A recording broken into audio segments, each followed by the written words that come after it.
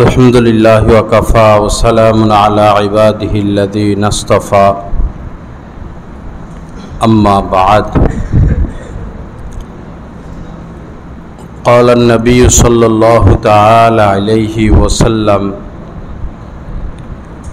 أكمل المؤمنين إيمانا أحسنهم خلقا وخياركم خياركم لنسائكم وقال عليه الصلاة والسلام إذا أسهد الأمر إلى غير أهله فانتظر الساعة وقال رسول الله صلى الله تعالى عليه وسلم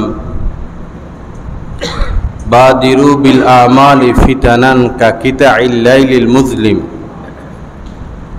يصبح الرجل مؤمنا ويمسي كافر ويمسي مؤمنا ويصبح كافر يبيع دينه بعرض من الدنيا وقال عليه الصلاة والسلام لا تباغضوا ولا تحاسدوا ولا تدابروا ولا تقاطعوا وكونوا عباد الله إخوانا أو كما قال عليه الصلاة والسلام اللهم صل على سيدنا ومولانا محمد وعلى آل سيدنا ومولانا محمد وبارك وسلم আল্লাহ পাক জাল্লা জালালুহু আমাদের সবাইকে মাফ করে দেন। আজকের এই মজলিসকে আল্লাহ পাক কবুল করেন। পুরা এলাকার নারী পুরুষ ছেলে মেয়ে সবাইকে আল্লাহ পাক হেদায়েতে কামেলা নসিব করে দেন। আল্লাহ পাক আমাদের অন্তর আত্মার মধ্যে নূর দান করেন। আল্লাহ পাক দয়া করে আল্লাহর মহব্বত আল্লাহ রসুলের মহব্বত আমাদেরকে নসিব করে দেন। লা ইলাহা ইল্লাল্লাহ। কচু পাতা আমরা তো চিনি, কচু গাছ। বৃষ্টি হইলে কচু পাতার উপরে কিছু পানি জমে, কিন্তু এই পানির কোনো বিশ্বাস নাই, কিছুক্ষণের মধ্যেই পড়ে যায়। অন্যান্য পাতার মধ্যে পাতার সাথে পানি মিলে, কচু পাতা পানি গ্রহণ করে না, কিছুক্ষণ থাকে। আমাদের জীবনটাও এরকম।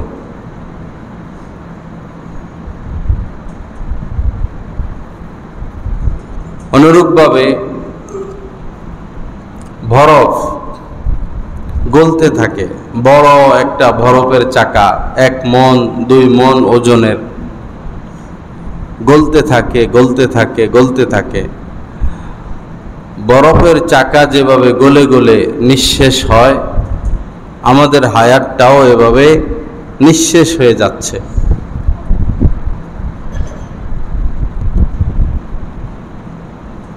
বিশেষ করে যার বয়স 60 হয়ে গেল, 60 বা 60-এর ঊর্ধ্বে, তার তো আর 1 মিনিট সময়ও নাই। যাদের 15, 20, 30 চলে, তাদের একটা আশা থাকতে পারে যে আমি আরো কিছুদিন বেঁচে থাকব। যার 60 হয়ে গেছে, তার তো আর আশা নাই, সে পুরাটাই বোনাসের উপরে আছে। সামান্য পেট ব্যথা উঠে মানুষ মারা যায়, সামান্য মাথা ব্যথা উঠে মানুষ মারা যায়, বুকে ব্যথা উঠে মানুষ মারা যায়, পানি পান করতে গিয়ে মানুষ মারা যায়। এই মৃত্যুটা যদি আমাদের খালি হাতে হয়ে যায়, আখিরাতের দৃষ্টিকোণ থেকে যদি খালি হাতে হয়ে যায়, আর এই হাত ভরার কোনো রাস্তা নাই। ইদা মাতাল ইনসান ইনকতা আনহু আমালুহু। যখন মানুষের ইন্তেকাল হয়ে যায়, আমলের সমস্ত রাস্তা বন্ধ হয়ে যায়। এখন চাইলে সে আর 2 রাকাত নামাজ পড়তে পারবে না, চাইলে আল্লাহকে আর ডাকতে পারবে না, ডাকলেও সওয়াব তো আর লেখা হবে না। তবে মিন সালাসা তিনটা রাস্তা খোলা আছে মৃত্যুর পরেও।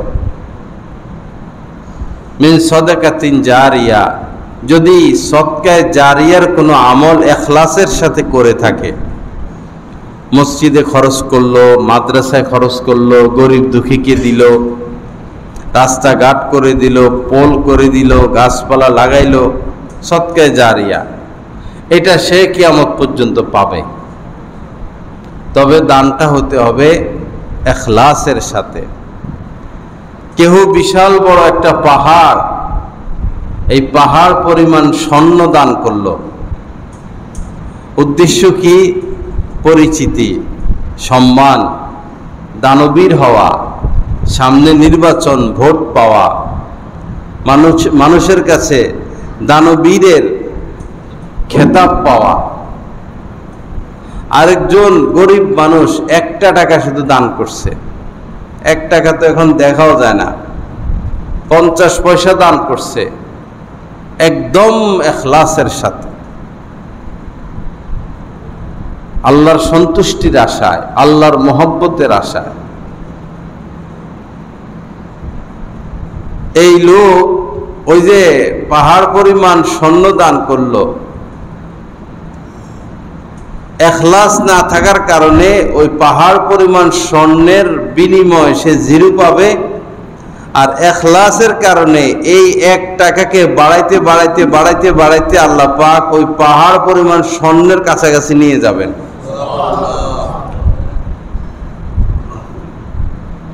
ইউরবিস সাদাকাত, তিনি সদকাকে বাড়িয়ে দেন। ধানের তো যদি একটা চারা বা এটাকে জ্বালা বলে, একটা জ্বালা লাগায়, তো জ্বালা কিন্তু কার একটা থাকে না, 2টা 3টা 4টা 5টা 7টা শাখা হয়, পরে একসাথে ধান হয়। একটা ধান থেকে কতগুলো ধান। ইখলাসের সাথে দান করলে এই দান আল্লাহ পাক বাড়াইতে থাকে।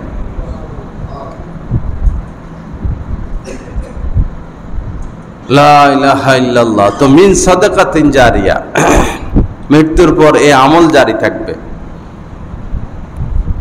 আরো 2টা জারি থাকবে, আও ইলমিন ইউনতাফাউ বি, যদি ইলমি কোনো খেদমত করে গিয়ে থাকে, যেমন আলেম ওলামাগণ হাফেজ বানান, আলেম বানান, সাধারণ মানুষগণ কোনো একজন হাফেজ সাহেবের ব্যয়ভার বহন করে, কিতাব কিনে দেয়, সে হাফেজ হয়ে আলেম হয়ে আবার হাফেজ বানাবে, আলেম বানাবে, আবার সে হাফেজ হয়ে হাফেজ বানাবে, আলেম বানাবে, একটা সিলসিলা জারি হলো, কিয়ামত পর্যন্ত এটা চালু থাকবে, আপনি সওয়াবটা পেয়ে যাবেন। কাজটা করলাম অল্প, পাইতেছি বিনিময় লক্ষ লক্ষ। আও ইলমিন ইউনতাফাউ বি আও ওয়ালাদিন সালেহ ইয়াদউ লাহু, এটা সবাই পারি। মৃত্যুর পরে আমার যে আমলটা বাকি থাকবে, এটা সবাই পারি, সেটা হলো নেক সন্তান রেখে যাওয়া। নেক সন্তান অনেক দামি এক কথা, নবীজির সকল কথাই দামি। অনেক গুরুত্বপূর্ণ এক কথা নবীজি বলেছেন, ওয়ালা ইয়াকুল তুআমাকা ইল্লা তাকিয়ুন, আমাদের আয় রোজগার আমাদের সন্তান খায়, সন্তানের জন্য আমরা রেখে যাই।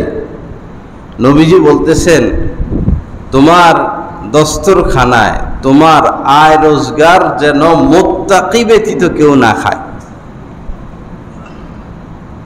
বোঝা যাচ্ছে সন্তান যদি মুত্তাকি না হয়, তারে খাওয়াইও না, তার পিছে খরচ করো না। এটাও বোঝা যাচ্ছে সন্তান যদি মুত্তাকি নাও হয়, মুত্তাকি বানানোর চেষ্টা করো। তোমার নিজের সন্তান তুমি তো ফেলে দিতে পারো না,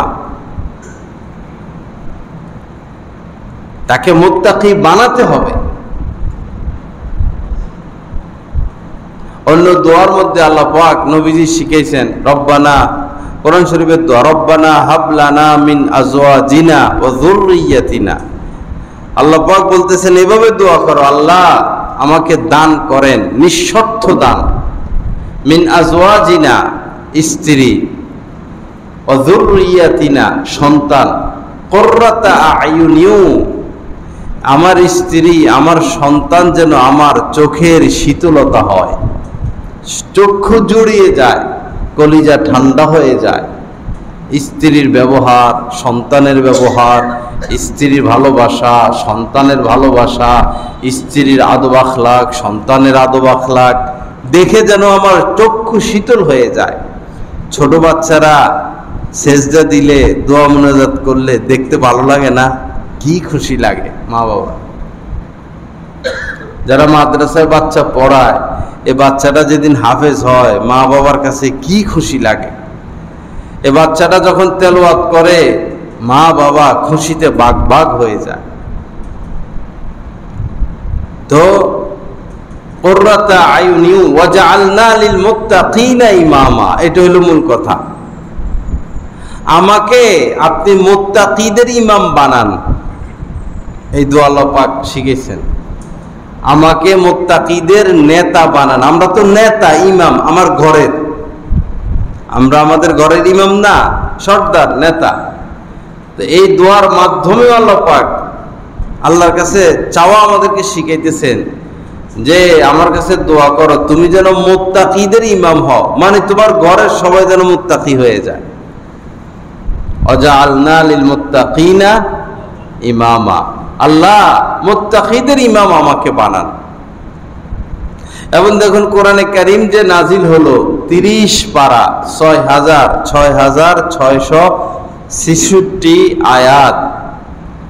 এই কোরআনে কারীমের যে সূরা বাকারা, প্রথম কথাটা লা আলিফ লাম মিম যালিকাল কিতাব, এই যে কিতাবখানা, লা রাইবা ফিহ, এই কিতাবে কোনোই সন্দেহ নাই, কোনোই ভুল নাই, লা রাইবা ফিহ। এই কিতাব কেন আমি নাজিল করলাম? এত বড় কিতাব, 30 পারা কিতাব কেন নাজিল করলাম? এক কথায় আল্লাহ পাক বলে দিয়েছেন হুদাল লিল মুত্তাকিন, যেন তোমরা মুত্তাকি হয়ে যাও। কোরআন নাজিলের উদ্দেশ্য কি? যেন সবাই মুত্তাকি হয়ে যায়। কিন্তু মুত্তাকি লোক তো পাওয়া যাচ্ছে না, কেউ তো মুত্তাকি হচ্ছে না। হ্যাঁ, নামাজি হচ্ছে কেউ, কেউ হাজী সাহেব হচ্ছেন, কেউ হেফজখানায় পড়ে হাফেজ সাহেব হচ্ছেন, কেউ মাদ্রাসায় পড়ে আলেম হচ্ছেন, কেউ দান সৎকা করে দানবীর হচ্ছেন, কেউ দাওয়াতুত তাবলীগে সময় দিয়ে আমির সাহেব হচ্ছেন, কেউ কোনো শায়েকের কাছে বায়াত হয়ে খেলাফত পেয়ে নিজে শায়েক হচ্ছেন। মুত্তাকি তো কেউ হচ্ছে না। আল্লাহ তো কোরআন নাজিল করেছেন কি হওয়ার জন্য? মুত্তাকি হওয়ার জন্য। ইন্না আকরামাকুম ইনদাল্লাহি আতকাকুম, আল্লাহ পাক বলেছেন তোমাদের মধ্যে কেউ আছে ডাক্তার, কেউ আছে ইঞ্জিনিয়ার, কেউ রাজা, কেউ প্রেসিডেন্ট, কেউ সচিব, কেউ দায়ী, কেউ আলেম, কেউ হাফেজ, কেউ হাজি, কেউ মুজাহিদ, কেউ ইবাদত গুজার, অভাব নাই বান্দাদের মধ্যে। আল্লাহ পাক বলেন আমার কাছে সবচেয়ে শ্রেষ্ঠতম সে যে মুত্তাকি, যে মুত্তাকি সে আমার কাছে প্রিয়। ইন্না আকরামাকুম ইনদাল্লাহি আতকাকুম, তোমাদের মধ্যে যে সর্বাধিক মুত্তাকি সে আমার নিকট সর্বাধিক শ্রেষ্ঠতম ব্যক্তি। আল্লাহ পাক আমাদেরকে তাকওয়া হাসিল করার তৌফিক দান করেন। ওয়া আলামু, অন্য আয়াতে কারিমা আল্লাহ পাক বলেন ওয়া আলামু আন্নাল্লাহা মাআল মুত্তাকিন।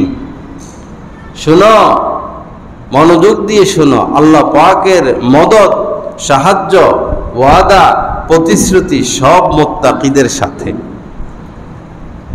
ওয়া আলামু আন্নাল্লাহা মাআল মুত্তাকিন। অন্য আয়াতে আরো গুরুত্বপূর্ণ কথা আল্লাহ পাক বলছেন ইন্নামা ইয়াতাকাব্বালুল্লাহু মিনাল মুত্তাকিন। আল্লাহ পাক তো কেবল মুত্তাকিদেরটাই কবুল করেন। আল্লাহ মুত্তাকিদেরটাই কবুল করেন। এবং পূর্ববর্তী যে কিতাবগুলো আল্লাহ পাক নাজিল করেছেন, তাওরাত, ইনজিল, জাবুর, ওই কিতাবগুলো নাজিল করেছেন যেন ওই জামানার মানুষ মুত্তাকি হয়। কিন্তু কেউ কেউ মুত্তাকি হইতেছে? মুত্তাকি মানে হলো গুনাহমুক্ত থাকা। মুত্তাকি মানে কি? গুনাহমুক্ত থাকা, পাপ মুক্ত থাকা, অপরাধ মুক্ত থাকা, নাফরমানি মুক্ত থাকা, অন্যায় মুক্ত থাকা, তাকেই মুত্তাকি বলে। আর যে মুত্তাকি সে আল্লাহর ওলি, আল্লাহর বন্ধু। আপনি চাইলেই ডাক্তার ইউনূসের সাথে বন্ধুত্বতা করতে পারবেন না। আপনি চাইলেই প্রেসিডেন্ট শিহাবুদ্দিনের সাহেবের সাথে বন্ধুত্বতা করতে পারবেন না, হয়তো দেখাও করার সুযোগ হবে না। কিন্তু আপনি চাইলেই রব্বুল আলামিন, আরশে আজিমের মালিক, সমস্ত রাজা বাদশাদের রাজত্ব যার পায়ের নিচে, আপনি চাইলে তাকে বন্ধুরূপে গ্রহণ করতে পারবেন। কত বড় কথা! আলা ইন্না আউলিয়া আল্লাহি লা খাউফুন আলাইহিম ওয়ালা হুম ইয়াহজানুন। আল্লাহ পাক বলেন, শোনো, যারা আমার বন্ধু, আমার সাথে বন্ধুত্বতা করলো তাকওয়ার মাধ্যমে। আপনি কারোর সাথে বন্ধুত্বতা করতে হলে খরচ করা লাগবে ভাই। খরচ করা ছাড়া বন্ধু হবে? চায়ের দোকানে বসলে আজকে আপনি বিল দিবেন, কালকে উনি দিবে, পরশু উনি দিবে, আপনি একদিনও দেন না, আপনারা পরের দিন আর ডাকবো না, দূর, খরচ করে না। বন্ধু বানাইতে হলে খরচ করতে হয়, কিন্তু আল্লাহকে বন্ধুরূপে গ্রহণ করতে হলে কোনো খরচ করা লাগবে না। লাগবে শুধু অন্যায় ছেড়ে দাও, গুনাহ ছেড়ে দাও, আর কোনো আল্লাহ ওয়ালার সোহবতে উঠা বসা করো। আমরা সাধারণ মানুষ গুনাহ ছাড়ার চেষ্টা করি বা বিরত থাকি, কিন্তু আরেকটা জিনিস থেকে যায়, সেটা হলো কোনো অলির সোহবত, সান্নিধ্য। এই যে বাতি জ্বলতেছে, শুধু নেগেটিভ দিয়া না শুধু পজিটিভ দিয়া? নেগেটিভ পজিটিভ দুই জিনিসের সমন্বয়ে বাতি জ্বলে। তদ্রূপ দুই জিনিসের সমন্বয়ে মানুষ আল্লাহর ওলি হয়। একটা হচ্ছে গুনাহ ছেড়ে দেওয়া, আরেকটা হচ্ছে ওলির সোহবতে উঠা বসা করা। শিখতে হবে তো কিভাবে আপনি আল্লাহকে ভালোবাসবেন, এটা সাথে থাকার দ্বারা শিখা যায়।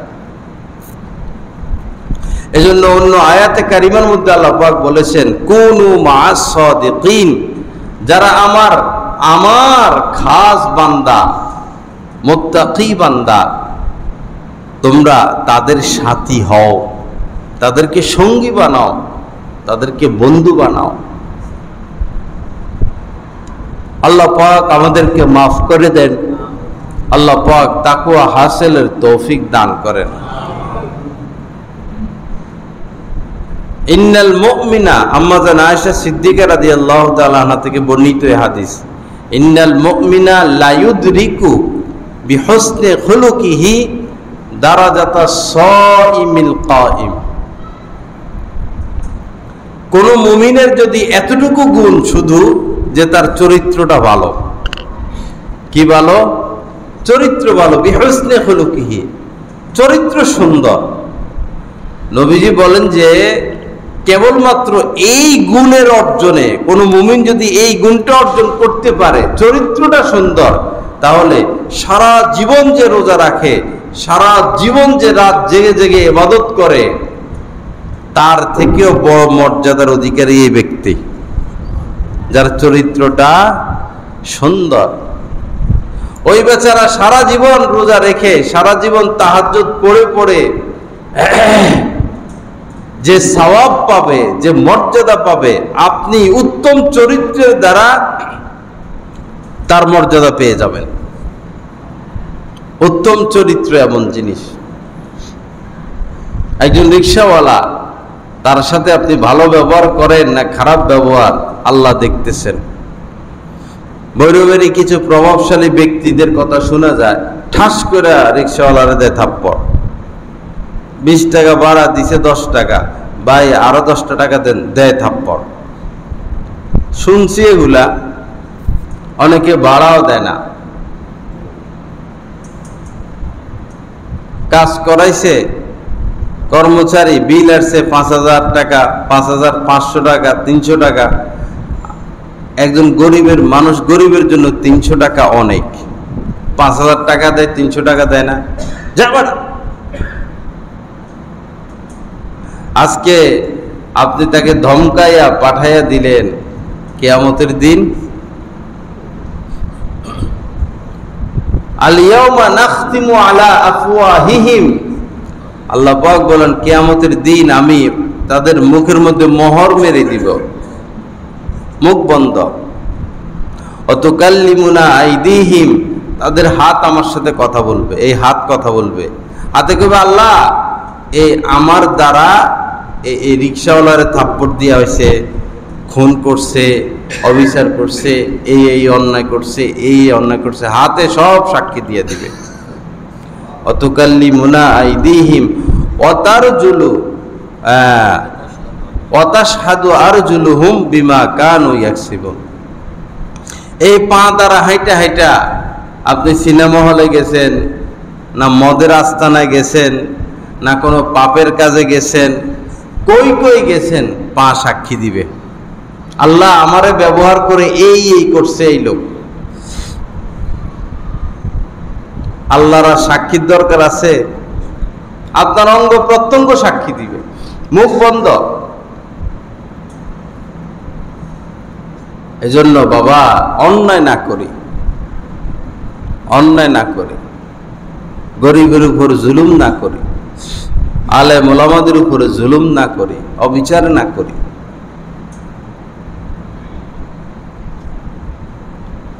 গার্মেন্টসের কর্মী বেতন কম, রাস্তায় নেমে আন্দোলন করবে। মাদ্রাসার শিক্ষক, মসজিদের ইমাম খতিব, তারা তাদের সম্মানের দিকে তাকিয়ে রাস্তায় নেমে আন্দোলন করবে না, আজ পর্যন্ত করে নাই। ভৈরবে আমাদের গাছতলা ঘাটের এদিকে এক মসজিদ আছে, মসজিদের ইমাম হইল আমার ছাত্র। মসজিদের খতিব আছে একজন, ইমাম আছে একজন, মুয়াজ্জিন আছে একজন, 3 জন মোট।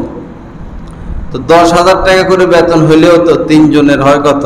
12, 30। 15,000 টাকা করে হইলে হয় 45। এই 3 জনের মিলাইয়া বেতন হইল 12,000 টাকা। 3 জন মিলাইয়া বেতন কত? 12,000 টাকা।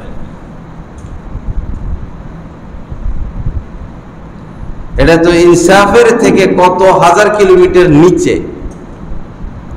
ইনসাফের চেয়ে কত হাজার কিলোমিটার নিচে।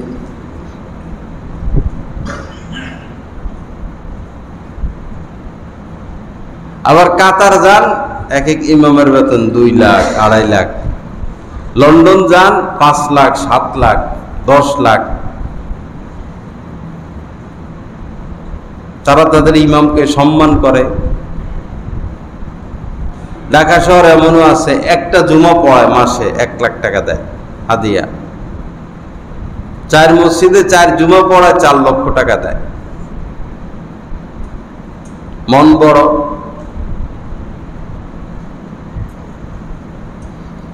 লা ইলাহা ইল্লাল্লাহ। তো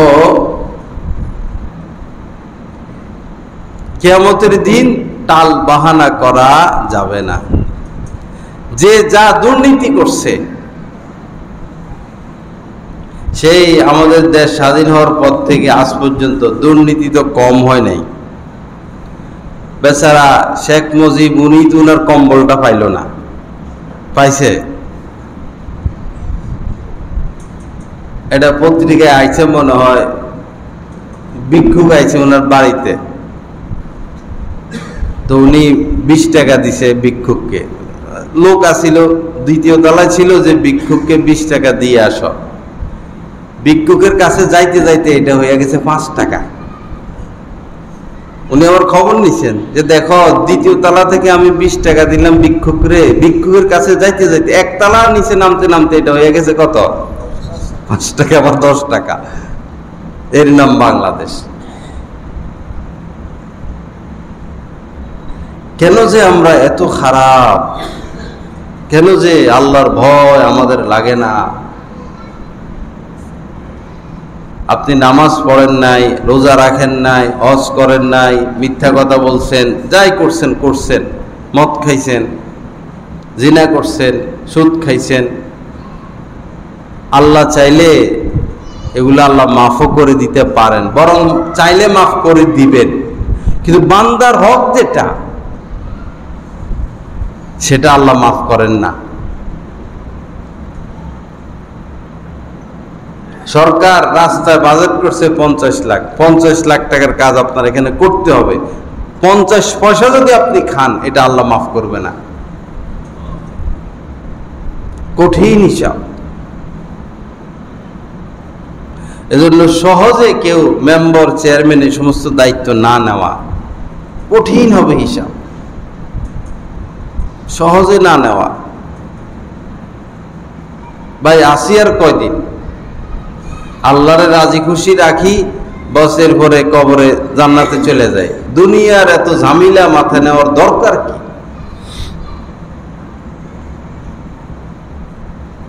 আল্লাহ সহি বুঝ দান করেন। বান্দার হকের ব্যাপারে বাবা সতর্ক থাকবেন। যদি কাউকে গালি দিয়ে থাকেন অন্যায়ভাবে মাপ চেয়ে নিবেন। যদি কাহারো গায়ে হাত তুলেছেন অন্যায়ভাবে, আল্লাহ রস্তে তার থেকে মাপ ক্ষমা নিয়ে নিবেন। যদি কাউকে কোনোভাবে কষ্ট দিয়ে থাকেন, মৃত্যুর আগে আগে তার থেকে দাবি ছুটাইয়া নিবেন। আপনার কাছে পাবে, ঋণগুলো পরিশোধ করে দিবেন, সময় নাই। কাহারো অজান্তে ফল খেয়েছেন, দোকান থেকে সদাই নিয়েছেন, টাকা দেন নাই, পরিশোধ করে দিবেন। ট্রেনে উঠছেন, টিকিট কাটেন নাই, হবে না, সরকারি সম্পদ। আমি মাঝে মধ্যে ট্রেনে আগে যখন উঠতাম তো দেখতাম স্কুলের ছেলেরা দলে দলে উঠে যায়। মনে করেন ওরা এই আশুগঞ্জ যাবে, তো বরুপ থেকে উঠে, সিট টিট থাকে না, দলে দলে উঠে পরে আবার আশুগঞ্জ যায়, নেমে যায়। টিকিট কাটতে দেখলাম না, খুব কম দেখছি। আমাদের নোয়াখালী উপকূল যায় তো জায়গায় জায়গায় থামে, দেখি জায়গায় জায়গায় উঠে, উঠে আর নামে, উঠে আর নামে, উঠে আর নামে, টিকিটের খবর নাই। রাষ্ট্রীয় সম্পদ, সুযোগ আছে আমার, তার মানে আমি টিটিরে টাকা টুকা কিছু দিয়ে দিলে হয়। দেখছেন না হাজি সাহেব, টিটি আইলে তো টিটি কি সরকারে দিব? এটা কি আমাদের দেশে পাইলো? টিটির পেটে গেল, রাষ্ট্র তো পাইল না।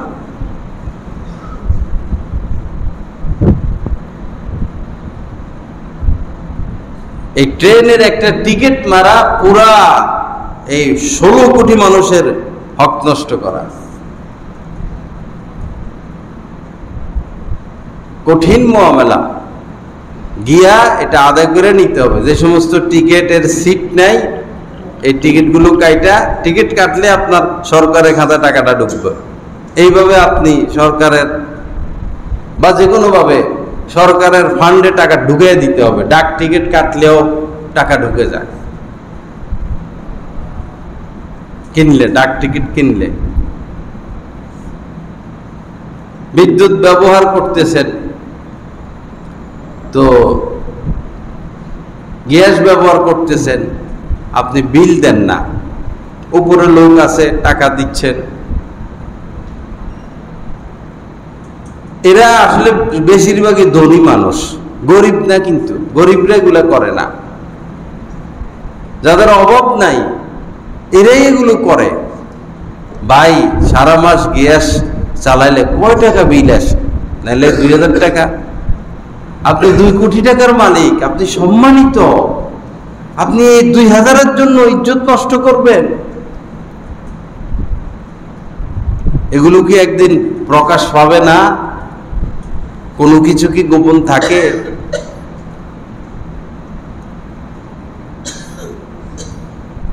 একজন মানুষ মারা গেল, পরে তার ঘরের থেকে মনে করেন 2-3 টাঙ্ক 1000 টাকার বান্ডিল, মাটির নিচ থেকে 2-3 টাঙ্ক 1000 টাকার বান্ডিল, স্বর্ণ 5-7 কেজি। মনে করেন সে ছিল চেয়ারম্যান মেম্বার বা নেতা, সে এখন মারা গেল, তো এখন তার মান-ইজ্জত রইল না গেল? কোন মান-ইজ্জত রইল না গেল? সে এত সম্পদ পাইল কই? আর এই সম্পদ তার কি কাজে আসলো? এখন তো ভুগবে, ডান্ডার বাড়ি কত খাবে।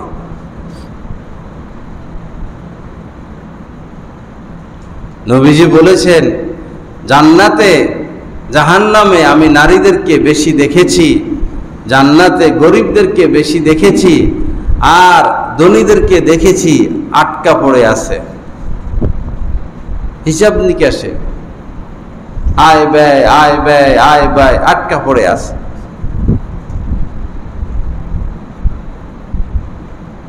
দেশের সম্পদ যারা অন্যায়ভাবে লুণ্ঠন করতেছেন, বাবা আপনার উপায় নাই, 16 কোটি মানুষের হক নষ্ট করতেছেন, এগুলো আদায় করে দিতে হবে আপনাকে।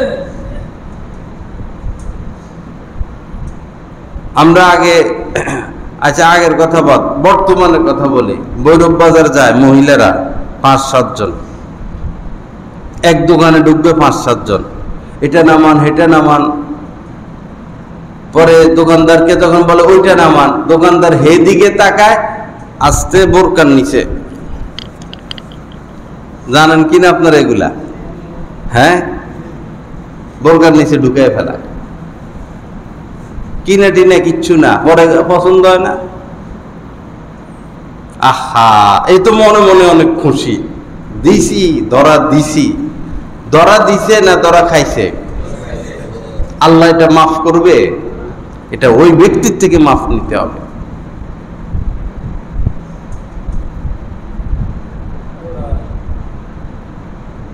আল্লাহ সহি বুঝ দান করেন। আমরা যখন স্কুলে পড়তাম তো পোলাপাইন হোটেল টোটেলে ঢুকতো, ধান্দাবাজ কিছু থাকে সব সময়, এরা পরে টাউট মার্কা হইয়া যায়, সিটার মার্কা হইয়া যায়। 7-8টার সাথে ঢুকে খায়, ওই 7-8টার ভিতর দিয়ে বাইরে হয়ে চলে আসে, বিল আর দেয় না, খুশি।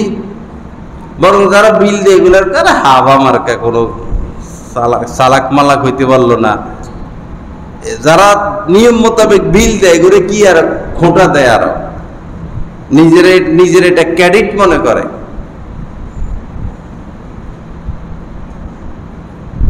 উপায় থাকবে না। এরকমও আমরা দেখছি, জানি, হোটেলে খায়, খাইয়া পেট টেট ভরে, পরে মাথার চুল একটা টাইনা তরকারির মধ্যে রাখে। এই মেসিয়ার কি হয়েছে, বেটা এই তরকারি দিলি, গালি গালাজ কইরা আরো হেরে মারতে টারতে যাইয়া পরে রাগারাগি কইরা বাইরে হয়ে চলে আসে। আসলে তো যা খাওয়ার কি আগে খাইছে।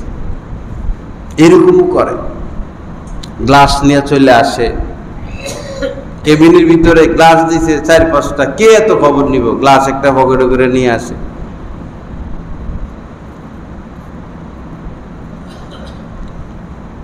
উমরা করে আমি আসতেছি, পরে মহিলা ছিল, পরে বাটি বুটি দেয় না, তো মহিলা সব বাটি শুধু ব্যাগের ভিতরে ঢুকাইতেছে বিমানের মধ্যে। সুন্দর সুন্দর বাটিতে নাস্তা দেয়, যারা বাটি ফিরিয়ে দেয় কর্তৃপক্ষ নিয়ে যায়। এরপরে কম্বল একটা দেয়, এটাও ঢুকায় ফেলে। বাঙালি এত নিচু কেন বুঝলাম না, এত নিচু কেন বাঙালি? একটা কম্বলের দাম কত?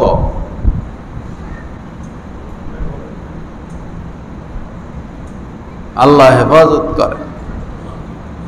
স্বভাব নষ্ট হয়ে গেছে বাঙালির, এই হইল কথা। এত ওয়াজ মাহফিল কি জাপানে হয়? জাপানের মানুষ এরকম, এদের তো ঈমান নাই, কিন্তু এদের চরিত্র মানে এই এত নিচু কাজ তারা করে না, বুঝিও না।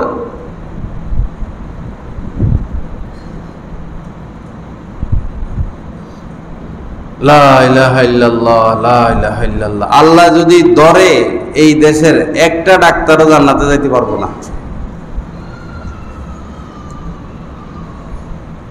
যেভাবে মহিলাদের পেট কাটা তারা শুরু করছে, আর যেভাবে এই বাড়তি টেস্ট লেখে, একটা টেস্ট যথেষ্ট, দুইটা টেস্ট যথেষ্ট, লেখছে 6টা। আবার ওষুধ কোম্পানির সাথে লাইন, মাসে সে 1 লাখ 2 লাখ দেয়, তার কোম্পানির ওষুধ লেখে। আবার হাসপাতালের সাথে লাইন, 20% সে পায় টেস্ট যা দেয়। তো এই লোক কেমনে জান্নাতে যাবে? হ্যাঁ, কিছু আল্লাহওয়ালা ডাক্তার আছেন, ভালো ডাক্তার আছে। আমার পা ভাঙছে, এত বড় অপারেশন, সে 1টা না 2টা শুধু টেস্ট করছে। এই পা ভাঙা নিয়ে যদি আমি ল্যাবিডে যাইতাম, বা স্কোয়ারে যাইতাম, বা অ্যাপোলোতে যাইতাম, তো টেস্টে অন্তত 50-60 হাজার টাকা শুধু টেস্ট করাইতে হইতো। অথচ যে ডাক্তার অপারেশন করাইছেন, 1-2টা টেস্ট শুধু করাইছেন।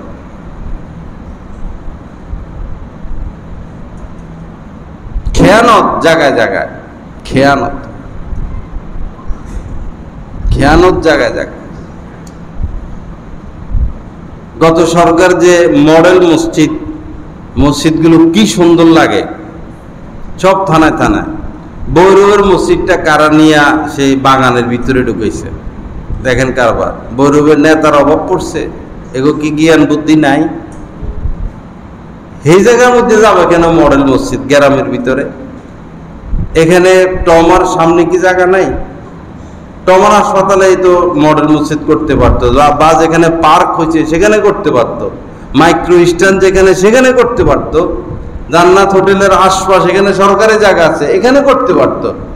মডেল মসজিদ নিয়ে পৌরসভার বাহিরে মনে হয় মডেল মসজিদ নিচে পৌরসভার বাইরে গোসা মারা। দেখেন কে কত খাইছে, এটা তো আমরা জানি না ভাই। বৈরব বাজারেও তো সম্ভব ছিল মডেল মসজিদ করার মতো। এই মডেল মসজিদে সরকারের কোটি কোটি টাকা বাজেট, এত সুন্দর মডেল মসজিদগুলো সরকার তো দিছে, কিন্তু বহু জায়গায় তো মডেল মসজিদ ভাঙ্গা পড়ছে, রড দেয় নাই ভিতরে। এত খারাপ, আল্লাহর ঘর মসজিদ নিয়ে এগুলো করে।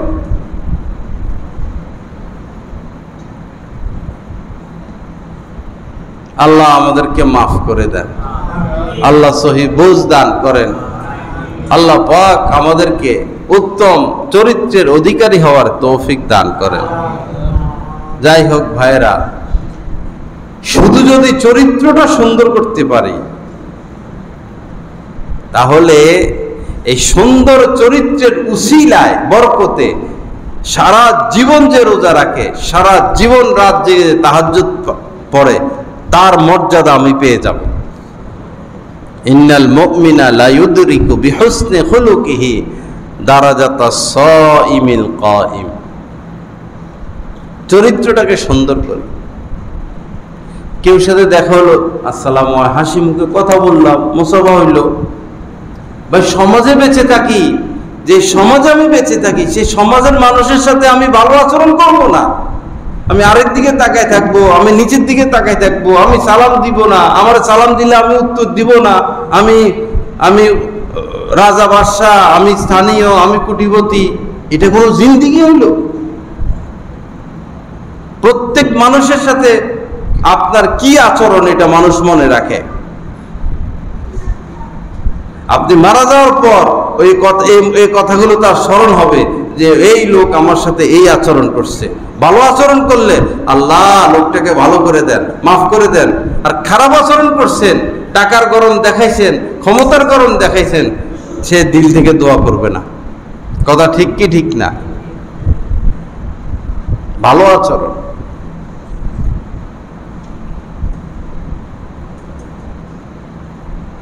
আল্লাহ সহি বুঝ দান করেন।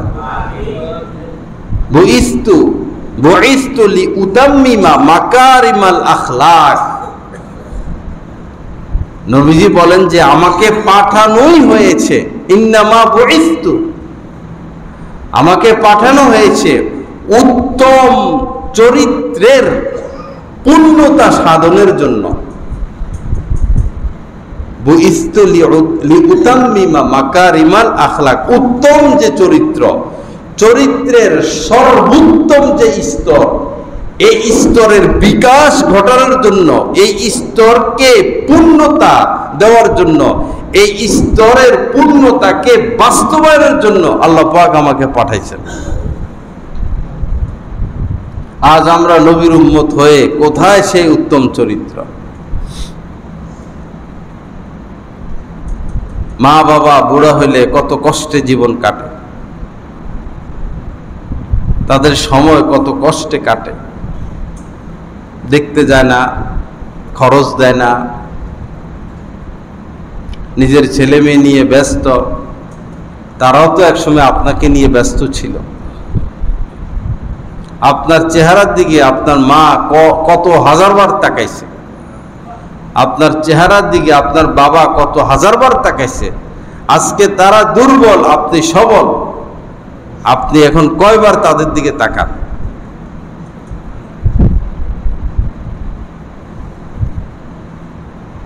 এমন হবে অচিরেই মাও থাকবে না, বাবাও থাকবে না। ওই সময় আপনি আর কি করবেন? দোয়া তো নিতে পারলেন না।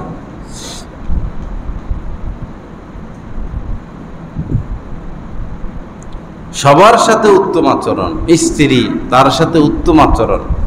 ইস্তাসু বিন নিসাই খাইর, নবীজি বলেছেন যে আমার একটা নসিহত তোমরা মানো, শুনো। এটা কি? যে তোমাদের স্ত্রীদের সাথে ভালো আচরণ করো, ভালো ব্যবহার করো।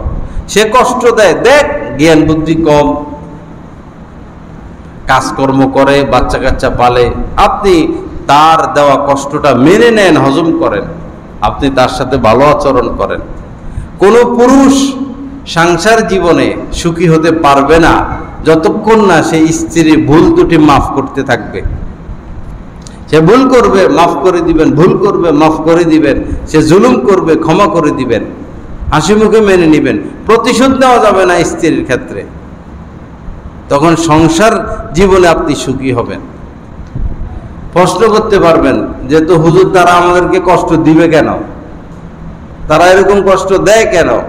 এটার উত্তর হলো আপনি এরকম মেয়ে বিয়ে করছেন কেন?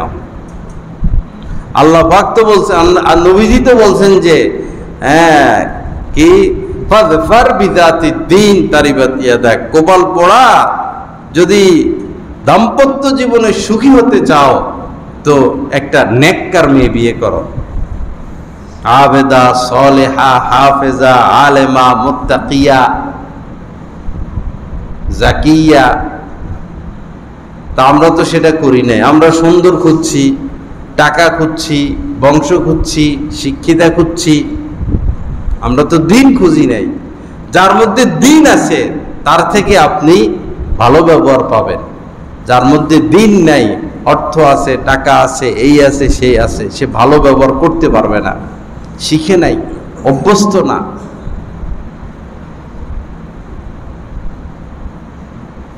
আল্লাহ আমাদের সবাইকে তৌফিক দান করেন। ছেলেকে যারা বিয়ে করো নাই, দিনদার মেয়ে বিয়ে করবা। যাদের মেয়ে আছে, দিনদার ছেলের হাতে তুলে দিবেন। হোক সে রিক্সা চালায়, হোক সে এই রাস্তাঘাটে কাজ করে, দিন আছে তার কাছে দিবেন। কুঠিপতির ছেলের কাছে দিছেন তো এটা তো মদ খায়, নায়িকা নিয়ে ঘুরে, ফ্যাশন নিয়ে ঘুরে। আপনার মেয়ের চোখের পানি জীবনে শুকাবে না। বেশিরভাগ শিল্পপতি, বেশিরভাগ নেতা খেতাদের বউ সারা রাত কান্দে। এমনি দেখা যায় এই মন্ত্রী সাহেবের স্ত্রী, সচিব সাহেবের স্ত্রী, শিল্পপতির স্ত্রী আসলে সারা রাত কান্দে, জামাই মদের বোতল নিয়ে, নায়িকা নিয়ে পড়ে থাকে। আমি কি মিছা কথা কইতেছি? আপনাদের বৈরবের মানুষের খবর তো আপনারা জানেন, আমরা তো জানি না। দিনের বেলা লম্বা লম্বা কথা, রাত্রে বেলা মদের বোতল। তো স্ত্রী, একটা মৎখর স্বামীর সাথে একজন স্ত্রী কেমনে সংসার করতে পারে? গলা টিপে কখন মারে ফেলায়, এটাও তো একটা ভয়। মাতাল না, তো মাতালের সাথে একজন নারী কেমনে ঘুমায় যদি গলা টিপে মারে ফেলে, কিল মারে, লাথি মারে? একজন নারীর জন্য এর চেয়ে বড় রিক্সি কাজ আর নাই যে মাতাল স্বামীকে সে গ্রহণ করে। মাতাল হইল তো স্বামী, তারা বাদ দিতে হয়, তারা খাওয়াইতে হয়, তার সাথে থাকতে হয়। অর্থই অনর্থের মূল, এটা তো স্কুলে পড়ছি আমরা, ভাব সম্প্রসারণ। অর্থই অনর্থের মূল। অর্থের জন্যই তো, অর্থের লোভের জন্যই তো দেশ শেষ, জাতি শেষ, ইজ্জত শেষ, সম্মান শেষ। সারা বিশ্বে আমরা কয়েকবার দুর্নীতিতে ফার্স্ট হয়েছি, অথচ ইসলামী রাষ্ট্র 95% মুসলমান এই দেশে। এই দেশে সবচেয়ে মাদ্রাসা বেশি, এই দেশে সবচেয়ে মসজিদ বেশি, এই দেশে সবচেয়ে হাফেজ বেশি, এই দেশে সবচেয়ে আলেম বেশি, আবার এই দেশে সবচেয়ে দুর্নীতিবাজ বেশি। 5 বার মনে ফার্স্ট হয়েছে দুর্নীতিতে, এটা অনেক আগে বিএনপির আমলে 5 বার ফার্স্ট হয়েছে। আজীব। চিংড়ি মাছ যায় কাতারে, কাতারওয়ালারা বাংলাদেশের চিংড়ি খুব পছন্দ করে। পরে তারা দেখে যে চিংড়ির ভিতরে লোহা, পেটের ভিতরে। তো এরা তো আর এগুলো বোঝে না, কিরে পেটের ভিতরে লোহা, মাঝে মধ্যে চিংড়ির পেটের ভিতরে লোহা। পরে এক বাঙালিরে ডাকছে, এই কিরে, আগে তো এরকম হইতো না, এখন দেখি চিংড়ির ভিতরে লোহা, ব্যাপার কি? তো বাঙালিও সরল মনে কইয়া দিছে যে ওজন বাড়ানোর জন্য। ওজন বাড়ানো।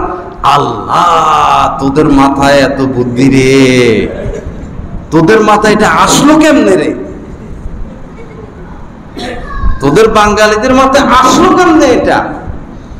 চিংড়ির পেটের ভিতরে লোহা দিয়া দেয়, পরে একদম সব বন্ধ করে দিস, সব বন্ধ করে দিস। এখন যে সৌদি আরব যায় বেতন পায় 20,000, 30,000, কুয়েত যায় 30-40, কাতার যায় 10-15। আসলে বেতন এত ছিল না। আগের জামানায় যারা কাতার থাকতো, সৌদি থাকতো, 1 লাখ 1.5 লাখ কামাইতো।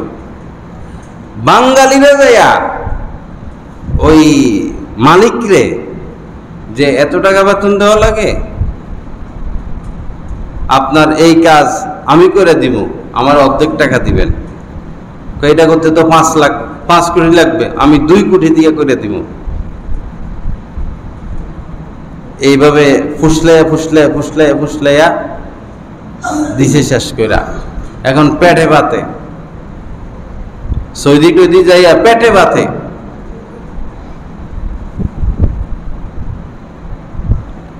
আল্লাহ আমাদের সবাইকে মাফ করে দেন, এই দুর্নীতি থেকে আমাদেরকে উদ্ধার হওয়ার তৌফিক দান করেন। আল্লাহ পাক আমাদেরকে হেফাজত করেন। এই যে হাসপাতালে ওষুধ আছে না, সরকারি ওষুধ অনেক ভালো। এই বিভিন্ন ফার্মেসিতে যাইয়া যারা আমার সাথে সম্পর্ক রাখে এরা বলে, হুজুর আয়সা কয় যে ডাক্তারে আমারও ওষুধ দিছে, তো অনেক ওষুধ দিয়ে দিছে, আমার রোগ ভালো হয়ে গেছে, এখন ওষুধগুলো কি করতাম, আপনি একটু কিনে রাখেন না। তো দেখা যায় সরকারি ওষুধ আসলে চুরি করে বিক্রি করতেছে। কি উপায়? কিশোরগঞ্জের রাস্তা এটা করছে যে 3 বছর হয়েছে, এখন গাড়ি চলে, একটুক দিছে ডালাই কালাটা। অথচ এই হাইওয়েতে অন্তত আধা বিঘা তো দিবে, 6 ইঞ্চি, 7 ইঞ্চি, 8 ইঞ্চি দিবে। কি হইল যে ধুলোবালি উড়ে মানুষের হাজার হাজার রোগ, আর গাড়িওয়ালাদের টায়ার নষ্ট হচ্ছে, গাড়ি নষ্ট হচ্ছে। এক রাস্তাটা ঠিক না রাখার কারণে কোটি কোটি টাকা মানুষের শেষ হয়ে যাচ্ছে। বিদেশে গাড়ি নষ্ট হয় না, কিচ্ছু হয় না, একটা টায়ার বিদেশে 4-5 বছর চলে যায়, আর এই দেশে 6 মাসের মাথায় টায়ার পাল্টাইতে হয়। গিয়ার বক্স চলে যায়, ইঞ্জিনের এই সমস্যা, হেডার এই সমস্যা, ওটার এই সমস্যা, রাস্তা নাই তো, রাস্তার টাকা খাইয়া বসে রয়েছে। আমি বহুত চোর দেখছি ভাই, মনে কষ্ট নিয়েন না। এই যে মসজিদের জুতা চুরি করলে এমন মাইর দেয়, ঢাকা শহরে পকেট মাইর ধরতে পারলে এমন মাইর দেয়, মারতে মারতে মাইরে ফেলায়, কোনো বিচার নাই। পকেট মাইরে কয় টাকা নিচ্ছেন, নাহলে 100 না 500? পকেট মাইরের শাস্তি যদি এমন হয় জনগণে কিলে মেরে ফেলায়, তো যারা হাজার হাজার কোটি টাকা মারলো তাদেরকে কি শাস্তি দিবেন? সে স্বাধীন হওয়ার পর থেকে এই পর্যন্ত আমাদের দেশের এমপি মন্ত্রীদের চেয়ে বড় চোর আমি আর দেখি নাই। কিছু কিছু ছাড়া, ভালো তো আছে অবশ্যই, 2-4 জন ভালো আছে, কিন্তু এদের চুরি সারা বিশ্বকে হতবাক করছে।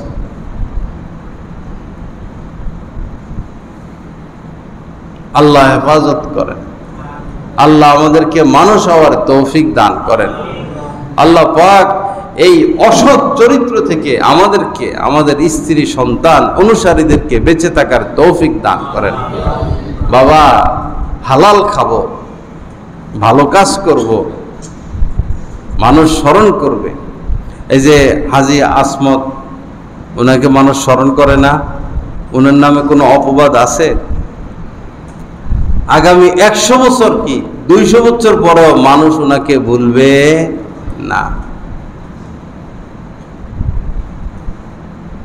আবার যারা 200, 300, 500, 36,000 কোটি টাকা পর্যন্ত যারা মারছে,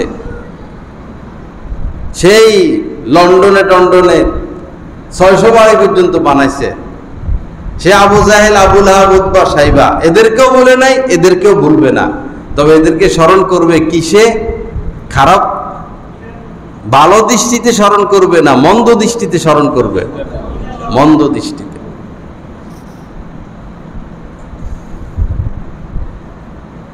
একজন মানুষের জীবন চলতে কয় টাকা লাগে?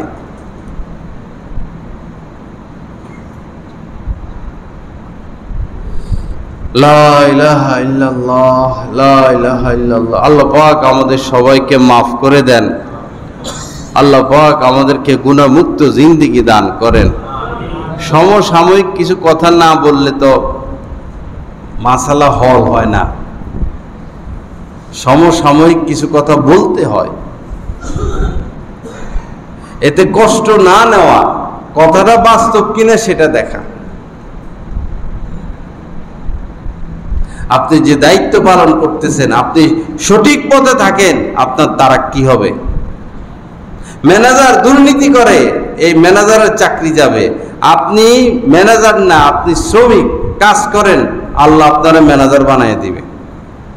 আমার ফুফাতো বোনের স্বামী কাতার, সৌদি গেছে, এই গাড়ি আসলে তেল দেয়, সে কাম ওই ইয়েটা তেল লাগাই দেয়, তো সে দায়িত্বে খুব অটল, গাড়ি আসলে তেল দিয়ে দেয়। আবার তার ডিউটি শেষ, কোনো কারণে ওই লোক আসে নাই, কিন্তু সে সার্ভিস করে, মালিক এটা দেখে, আরে ছেলেটা নামাজও পড়ে, দায়িত্বের সাথে কাজ করে, আবার ডিউটির বাহিরেও কাজ করে। কিছুদিন দেখতে দেখতে দেখতে দেখতে ওই তেলের পাম্পের ডাইরেক্ট ম্যানেজার বানিয়ে দিছে। শিক্ষিত না, শ্রমিক, কি হয়ে গেছে? ম্যানেজার। কয় লাখ টাকা এখন বেতন। আপনি দায়িত্ব দেখান, আমানতদারিতে দেখান, বিশ্বস্ততা দেখান, আল্লাহর দরবারে সম্মান বাড়বে, দুনিয়ার দরবারে আপনার সম্মান বাড়বে।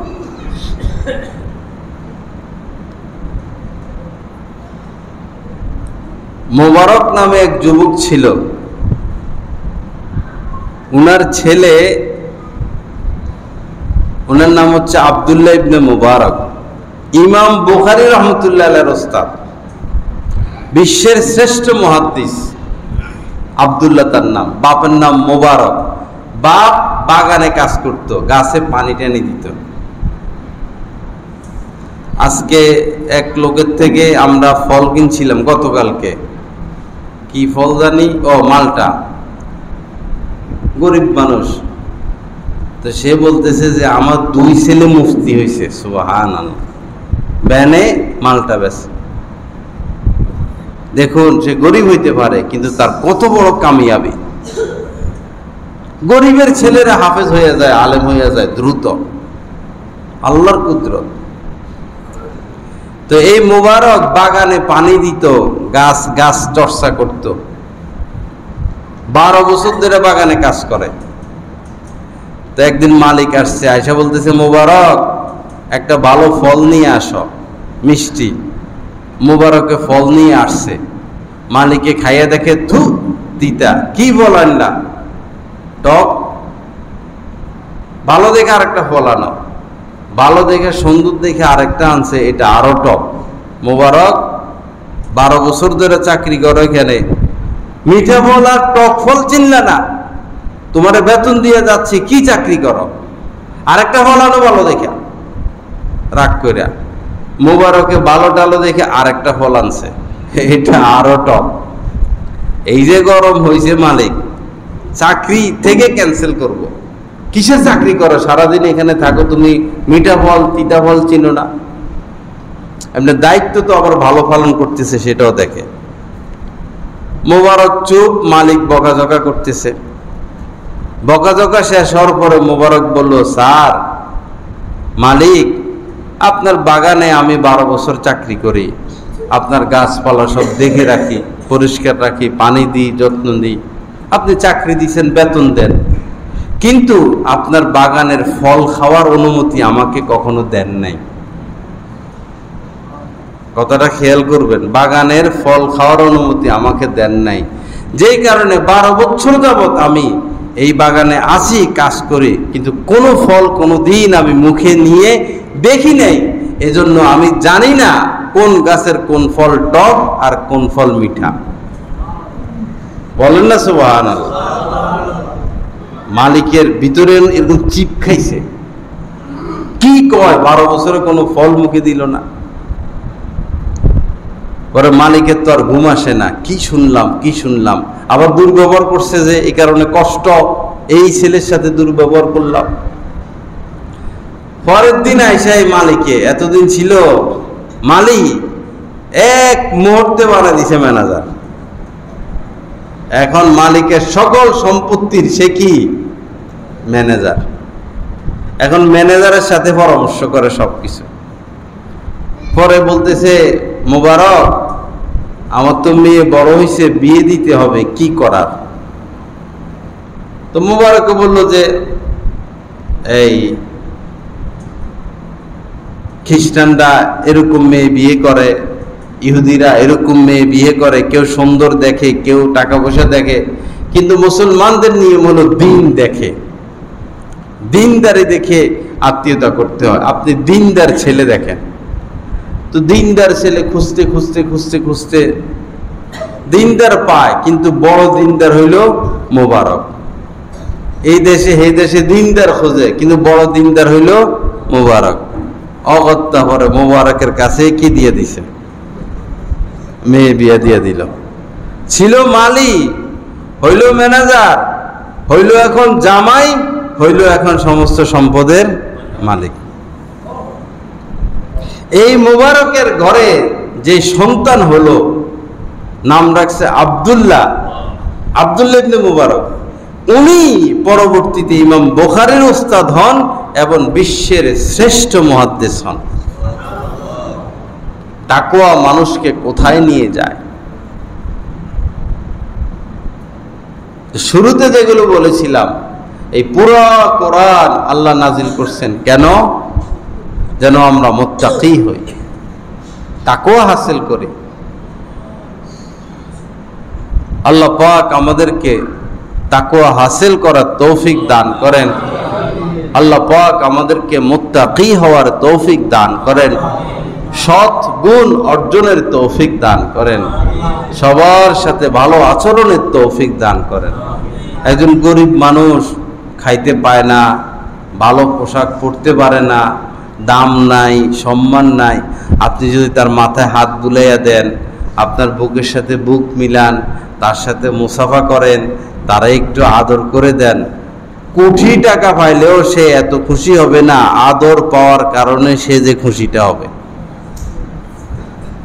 আমাদের এক ছাত্র জেলে চলে গেছে মিথ্যা মামলায়, গরিব, একদম গরিব, কিছুই নাই, বাস্তুহারা। পরে তার বাবার সাথে যোগাযোগ করে আমি কিছু টাকা পাঠাইছি, 5,000 টাকার ব্যবস্থা করে দিছি। পরে তার বাবা বলল, হুজুর আপনার এই 5,000 নয়, আপনার এই 5,000 আমার কাছে 5 কোটি। খুশিতে আমি নিজের থেকে খোঁজখবর নিয়ে টাকা পাঠাইছি। আপনার এই 5,000 আমার কাছে 5 কোটি, আপনারে তো আমি দেওয়ার মতো কিছু নাই। ভালোবাসবেন, ভালোবাসা পাবেন। এমনও হয় কুকুর, মালিক মারা গেছে, কুকুর মালিকের কবর থেকে আসে না, 1 মাস 2 মাস 3 মাস কবরে বসে বসে রয়েছে, আসে না। কারণ কি? ওই কুকুরকে সে ভালোবাসা দিছে, কুকুর তার কবর ছাড়ে না। আপনি যদি আলেম ওলামাকে ভালোবাসেন, আলেম ওলামা দোয়ায় আপনাকে বলবে না। আপনি গরিব মানুষকে ভালোবাসেন, এই গরিব মানুষ আপনার সাথে নাফরমানি করবে না। ভালোবাসার মূল্য আছে, ভালোবাসলে ভালোবাসা পাওয়া যায়, সম্মান করলে সম্মান পাওয়া যায়, ইজ্জত করলে ইজ্জত পাওয়া যায়, খরচ করলে আপনার উপরেও খরচ করা হবে। আনফিক ইউনফাক আলাই, নবীজি বলেছেন খরচ করো, তোমার উপরে খরচ করা হবে। লা ইলাহা ইল্লাল্লাহ। আল্লাহ পাক আমাদের সবাইকে মাফ করে দেন, আল্লাহ পাক সবাইকে গুনাহমুক্ত জিন্দেগি নসিব করেন, এই মজলিসকে আল্লাহ পাক কবুল করেন, সবার অন্তর আত্মার মধ্যে আল্লাহ পাক নূর দান করেন। চলেন আমরা সবাই ভালো মানুষ হয়ে যাই, কি বলেন? ইনশাআল্লাহ। ভালো মানুষ হলে লাভ না লস? লাভে লাভ, লাভে লাভ। এই ক্ষেত্রে কোনো লস নাই, লাভ আর লাভ। আসুন আমরা সৎ মানুষ হই, ভালো মানুষ হই, মুত্তাকি হই, আল্লাহওয়ালা হই, আল্লাহর ওলি হই। একটু চেষ্টা লাগবে, আপনার একটু হিম্মত লাগবে, চেষ্টা লাগবে। আরেকটা হলো খারাপ বন্ধু বান্ধব থেকে আস্তে আস্তে ছুটতে হবে, এবং কোন আলেমের সাথে উঠা বসা। প্রয়োজনে তার কাছে বায়াত হইলেন, তার সোহবতে গেলেন, তার বয়ান শুনলেন, তার সাথে সফরে গেলেন, তার সাথে মহব্বত লাগাইলেন। একজন হক্কানি আলেম, মুত্তাকি আলেমের সাথে উঠা বসার দ্বারাই আরেকজন মানুষের মধ্যে তাকওয়া চলে আসে। এটাই তাকওয়া আসার নিয়ম। আল্লাহ পাক জাল্লা জালালু আমাদের সবাইকে মাফ করে দেন। আল্লাহ পাক আমাদের আব্বা মা আত্মীয় স্বজন যারা কবরে আছেন তাদেরকেও মাফ করে দেন। আজকের এই মজলিসকে আল্লাহ পাক কবুল করেন, নূর দ্বারা ভরপুর করে দেন। ওয়া আখিরু দাওয়ানা আলহামদুলিল্লাহি রাব্বিল আলামিন। সাল্লাল্লাহু আলা নবিয়্যিল কারীম। হযরত ওয়ালা দামাত বারাকাতুহুমের প্রতিটি বয়ান পাচ্ছেন নেটের মাধ্যমে, টেলিগ্রামের মাধ্যমে। প্রথমত গুগল প্লে স্টোর থেকে টেলিগ্রাম অ্যাপসটি ডাউনলোড করতে হবে। তারপর টেলিগ্রাম অ্যাপসে প্রবেশ করে নিজের মোবাইল নাম্বার এবং একটি ভেরিফিকেশন কোড প্রদানের মাধ্যমে অ্যাকাউন্ট খুলতে হবে। অ্যাকাউন্ট খোলার পর ডান পাশে উপরে একটি সার্চ আইকন থাকবে, ওইখানে বাংলায় লিখতে হবে বয়ানে মাওলানা জহিরুল ইসলাম সাহেব, অথবা ইংরেজিতে @বয়ানবিডি। তারপর চ্যানেলে প্রবেশ। পরবর্তী কাজ হলো নিচে জয়েন আইকন থাকবে, ওইখানে ক্লিক করা। জয়েন হয়ে যাওয়ার পর পূর্ববর্তী আপলোডকৃত সকল বয়ান আপনারা পেয়ে যাবেন খুব সহজে। আলহামদুলিল্লাহ। প্রতি ইংরেজি মাসের শেষ শুক্রবার কমলপুর মাদ্রাসা মসজিদে মাসিক ইজতেমা অনুষ্ঠিত হয়। উক্ত মজলিসে অংশগ্রহণ করার জন্য সকলের প্রতি দিনী দাওয়াত রইল।